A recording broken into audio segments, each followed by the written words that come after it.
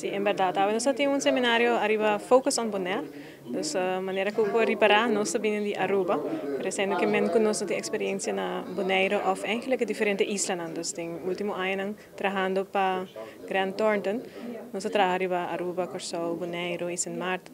E lo qual nos reparata que, de mi caso, então, é parte de uma advies. É parte de human capital. Dus é recurso humano tá queda que tá hopi challenging, que tá bem com issues nang e tá bem com reto nang com ele.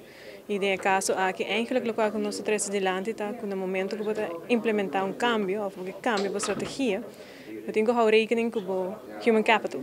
Dus pessoa que tá bom rende nanta é um que tá eigenlijk ajudar para por behal goals e reach por targets. E essa aqui é o qual nós reparamos em diferentes organizações que estão aflubida, ou não estão pondo accent arriba de maneira que suposita. Então, nesse caso aqui me explica over die basa bata começar na visão, e visão bata fazer a estratégia e depois bata fazer também não se chama estratégia para o recurso humano.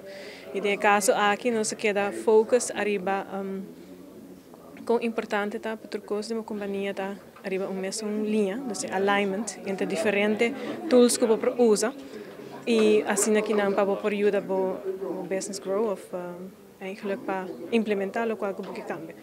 No caso aqui também é importante para como workforce se trata agora aqui não, então que é diferente gente que você tem, na idade, quanto ainda tem trabalhando, que na educação que não tem.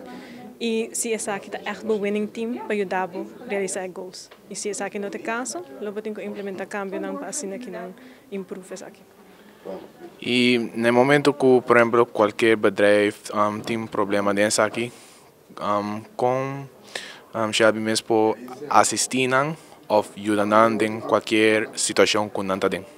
Well, nós começamos normalmente com se chama intake gesprek, para aqui que está local que está viva da organização, so na toda organização também são coisas, e depois aqui nós lo formular plan de ataque, plan de aanpak, para assim aqui não pode ajudar a organização, e porta algo que barato começar na advies chiquito e depois cresce dentro aqui, pero é importante que nós fazemos junto com a organização, então nós sabemos foi de Aruba, anto bem bisa com MST.